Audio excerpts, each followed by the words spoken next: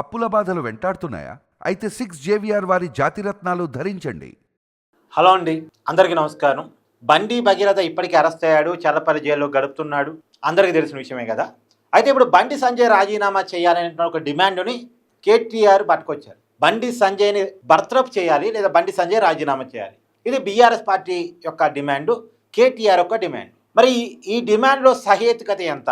మామూలుగా అయితే చాలామంది వాళ్ళ కుటుంబ సభ్యులు అవినీతి కార్యక్రమాల్లో కానీ లేదా అసాంఘిక కార్యక్రమాల్లో కానీ లేదా అనైతిక కార్యక్రమాల్లో కానీ పాల్గొన్నారనే ఆరోపణలు వచ్చినప్పుడు సహజంగా చాలామంది డిమాండ్ చేస్తుంటారు, నీ పదవికి నువ్వు రాజీనామా చేయి, నీ కుటుంబ సభ్యులు అవినీతి చేశారు, నీ కుటుంబ సభ్యులే అనైతిక కార్యక్రమాలకి పాల్పడ్డారు, వాళ్ళ మీద ఎంక్వైరీ జరిగినా సరే దాన్ని నువ్వు ప్రభావితం చేసే అవకాశం ఉంటుంది కాబట్టి రాజీనామా చేయమని చాలామంది డిమాండ్ చేస్తుంటారు.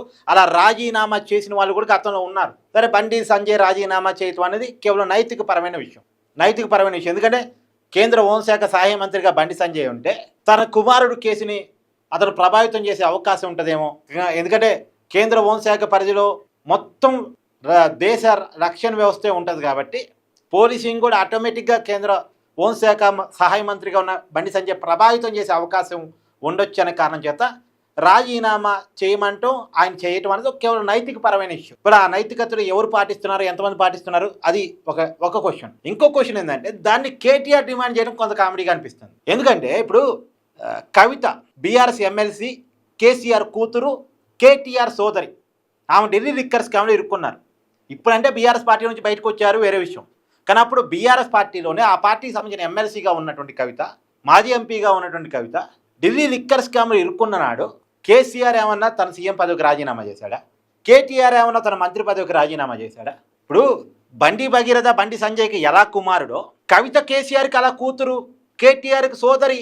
మరి వాళ్ళ కుటుంబ సభ్యులు ఒక పెద్ద అవినీతులు ఇరుక్కున్నప్పుడు రాజీనామా చేశారా? ఆమ్ ఆద్మీ పార్టీతో పొత్తు ఉన్నటువంటి కొంత అంటే సఖ్యత ఉన్నటువంటి బీఆర్ఎస్ పార్టీ ఆ రోజు రాజకీయాన్ని ప్రభావితం చేసే స్థాయిలో ఉన్న కేసీఆర్ ముఖ్యమంత్రి పొజిషన్లో ఉంటే కూతురు కేసును ప్రభావితం చేసుకుంటున్న కారణం చేత రాజీనామా చేశాడా? నైతికంగా చేయలేదుగా.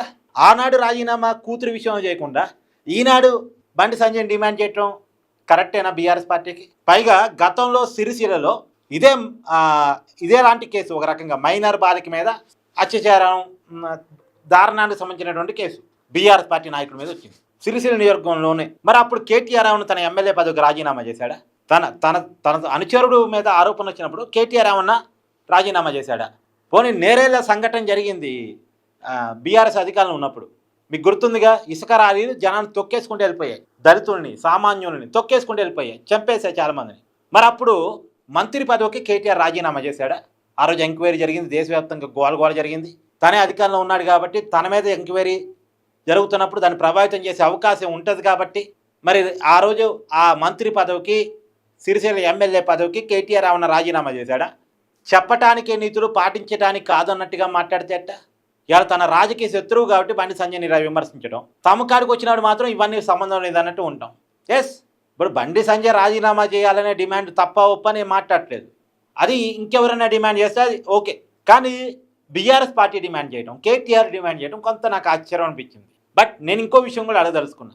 ఈ బీఆర్ఎస్ పార్టీ కానీ లేదా ఇతర ప్రజా సంఘాలు కానీ టీసీఎస్లో మతం పేరుతో హిందూ అమ్మాయిల మీద దాడి జరిగినప్పుడు, బలవంతపు మత మార్పిడి జరిగినప్పుడు అక్కడ కూడా ఎందుకు మాట్లాడలే? మరి అక్కడ కూడా మాట్లాడాలిగా.